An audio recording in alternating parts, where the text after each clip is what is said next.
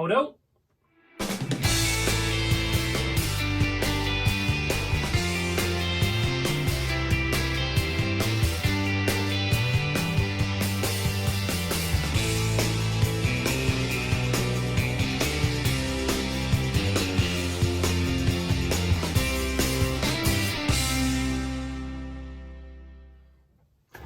Hi, I'm Chris. Welcome to King Bespoke Creations. Now then, we're going to look at sharpening tools today, flat tools predominantly. We can do carving, chisels and gouges and things like that at a later date. So starting with the real simple stuff, flat blades, so stuff out of a plane. So we can take the plane blade out of there, get it really sharp, and same thing with nice flat chisels as well. Okay, now there's loads of different ways that you can sharpen your tools.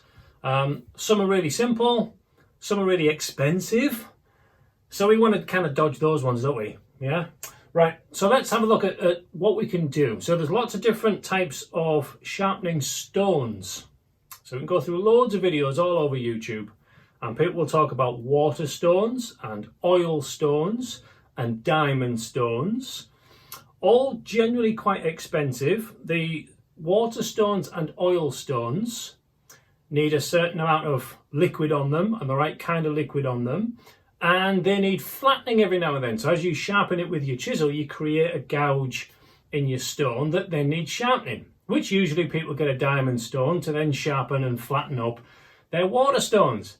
Well, if you're buying a diamond stone, why not just use the diamond stone to sharpen your chisel? So in my mind, get rid of water stones and oil stones. Diamond stones then, brilliant, stay perfectly flat, will give you a fantastically sharp result, but they're really expensive. So they're a good £80 each, something like that. And if you look around at a lot of woodworking guys on YouTube, you'll notice that they've got quite a few of them. They've got at least 2 or 3 different grades from quite coarse through to super fine. Now, I don't know about you, but I can't get that kind of money through my front door. I get told off if I order things like that. So what do I use? This stuff, okay? So sheets of lapping film, it's officially called, okay? Officially, this is known as the Scary Sharp System.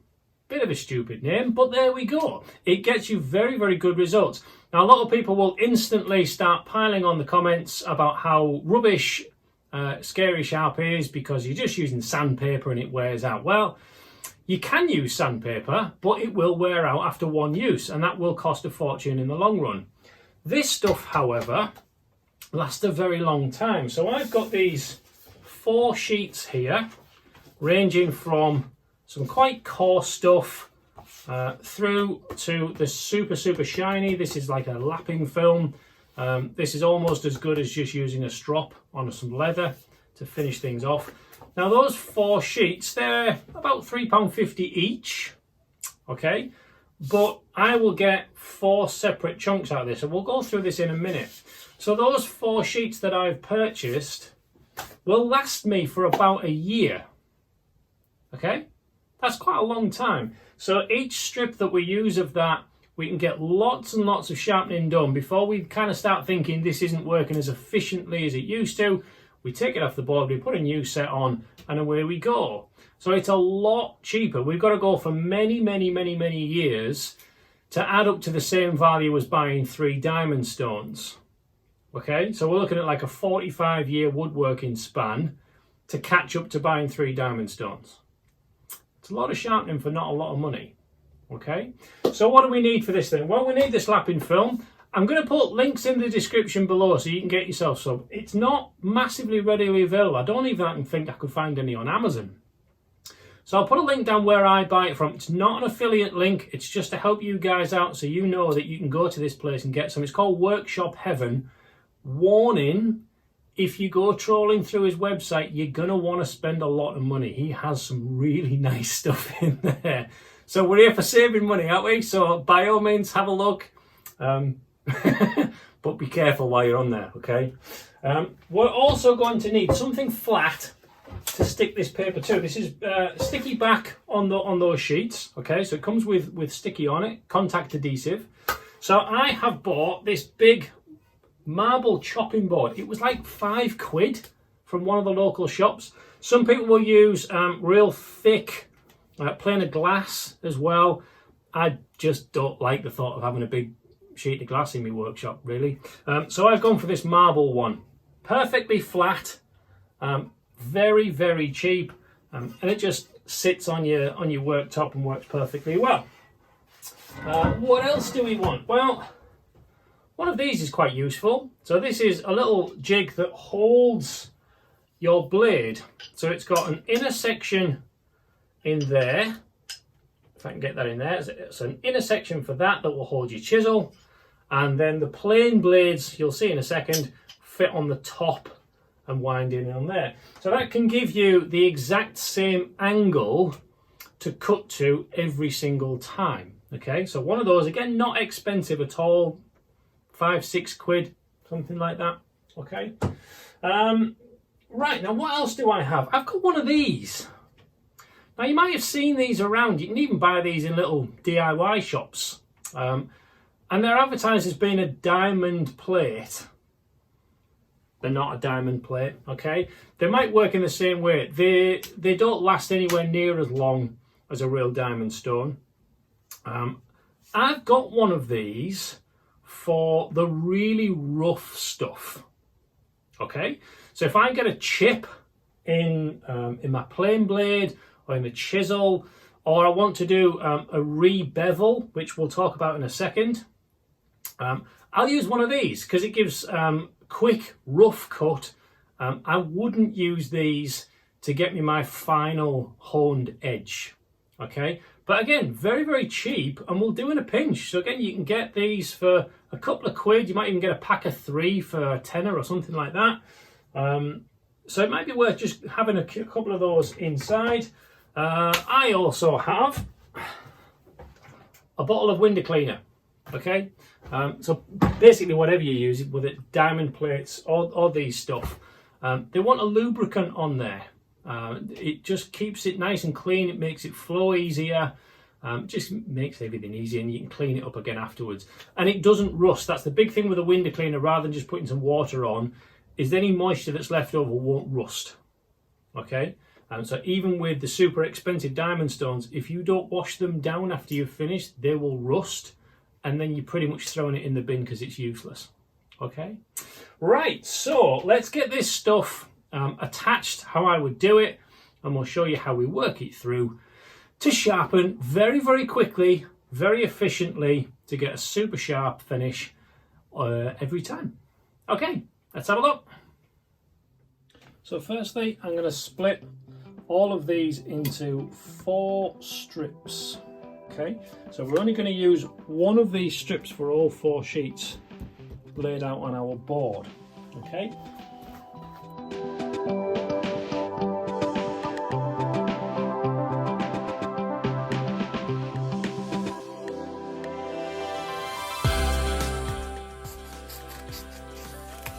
There we go. Right, so those 3 strips, they can be stored away somewhere safe. Okay, and then we only need to have this row that's going to come through. So we're going to stick this on. Okay, so we're going to go with the 30 microns on one side, then the 15, then the 9, and then this nice shiny pink lapping film at the end. Whoa, I nearly had something then. There we go. Right, so I'm just going to do a little bit at a time like that. Okay, and I'm going to go relatively close up to the edge.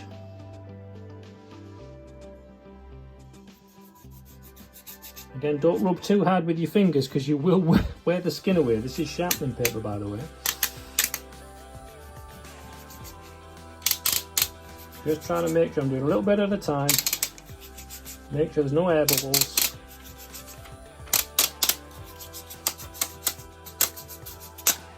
Right the way up to the end. Okay. Right, now what I'll do after that is then get a roll of masking tape. That's all I use. To just then roll up and down, and you can see, might just be able to see there, because it's pushing it down. This is a contact adhesive that's on the back of here.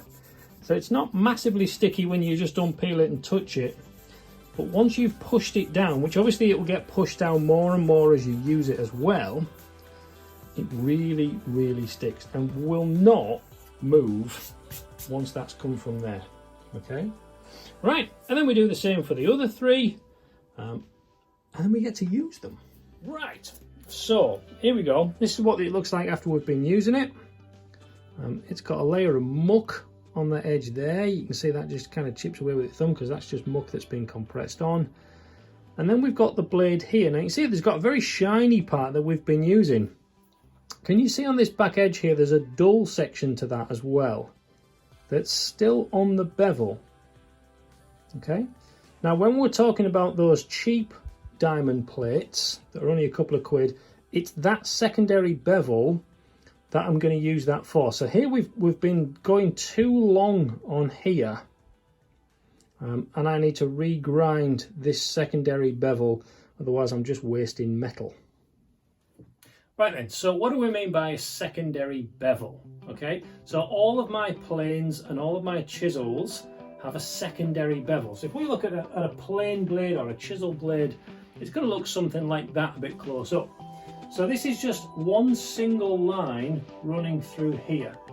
Now if we needed to polish all of that surface area every time we come to resharpen, it's going to take quite a long time. So what we do is we have a secondary bevel. So we go through like that and we take off an extra chunk there. It's only a few degrees difference, but what it means is each time we come to sharpen, we're only sharpening that tiny little space there. Now as we come back and we repeat that again and again and again, that will keep moving back as it goes through. Maybe not as extreme as that. Once we get to about there, so you'll then see that you've got your very polished edge here, and this will stay fairly rough.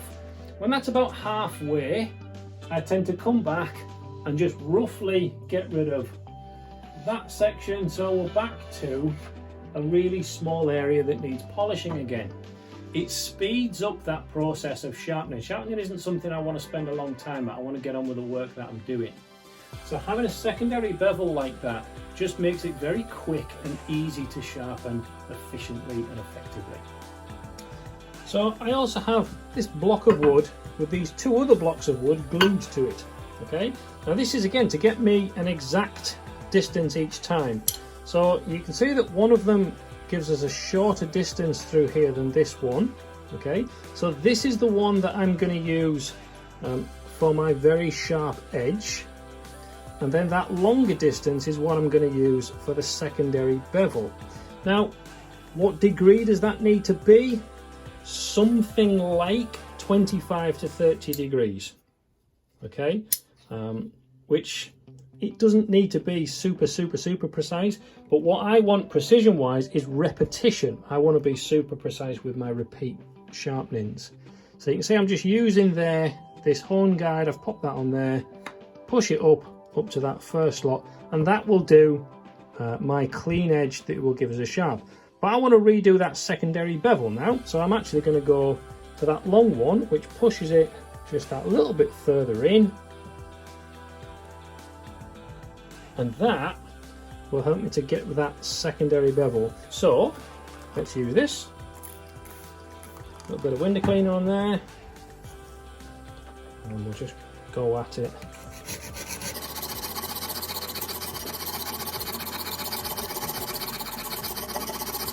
You see, this takes a while, which is why we don't want to have one bevel all the time, because it'll take too long to sharpen.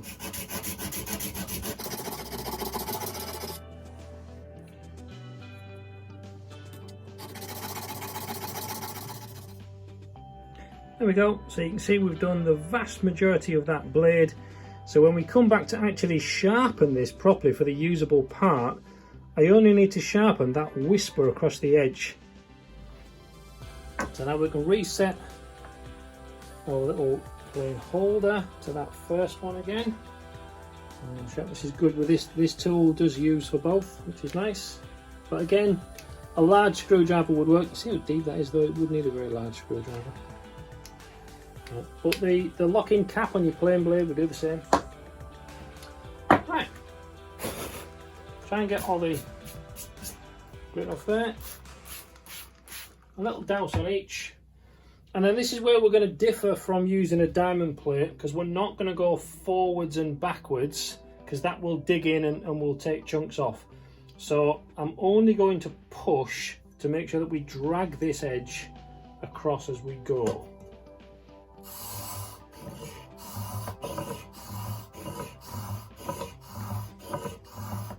Okay, so that's 5 or 6 pulls at an even stroke. Now what I'm going to do is 2 with each thumb. So 1, 2, 1, 2. And that just puts a very, very slight curve on the edge of your plane blade, which helps to stop these corners from digging into the wood as you go. Okay, so that was half a dozen on there, and then the same as we go through these as we get through the grades. 4, 5, 1, 2, 1, 2.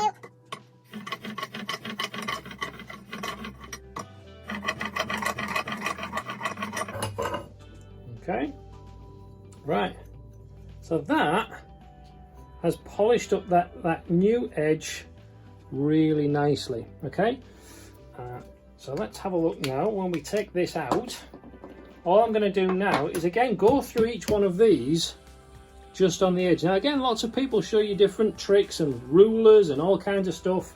I don't tend to do any of that. One of the reasons why I keep this on here, I just put that on there, pull to start with, so if there's any burr on the end of there, which there should be by that point, we get rid of that. And just a couple of pushes right in the centre there, bit of that, and then move it down the grades.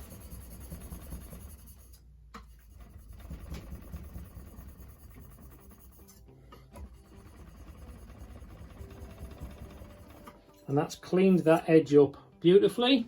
So we've got a nice clean edge on there, nice shiny edge on there, and that is very, very sharp. Okay, so putting this all back together again, I don't want to damage the ends that we've just beautifully sharpened up. So I'm going to put that through that hole, drag it back to then turn it. Okay, so we get it leveled up that way, and then I can push up. That's a little snug. And I can push that up there. Now I'm going to get, so we've got a couple of millimeters, 32nd of an inch at the most, poking out at the end there. You see that? So there's only just that tiny little bit showing. We don't need any more than that, otherwise the chip breaker is not going to do its job. Do be careful at this point. Can you see on here there's a gap in there which will close up when we tighten this? The number of times I've been holding this like this as I tighten that up, and that closes up and traps your skin in there. God, it knacks. So be really, really careful when you're doing that. If I can locate that, where's it gone? There it is. So as I tighten that up, you can see that gap closes up. You don't want your skin getting caught in there because it really does sting. There we go. You get these beautiful rolled out wisps like this. Absolutely gorgeous. And an edge on there that's so smooth, we just don't need sandpaper. Okay, so there we go. Very simple, very efficient, and really cheap. Okay, so yes, some people will say that over the long run a diamond plate will be cheaper, but that's going to take a very, very long time, and I can't get that kind of expense past the missus. I don't know about you. We can get bits of paper through though, hurrah! And it gets us a fantastic result, whether that's plane blades, chisels. I use the same technique for all of those aspects. Okay, we'll have a future video on keeping carving chisels with gouges where it's a little bit kind of bent and circular. We'll do a separate thing for that, but for now, go and sharpen your tools and we'll see you soon.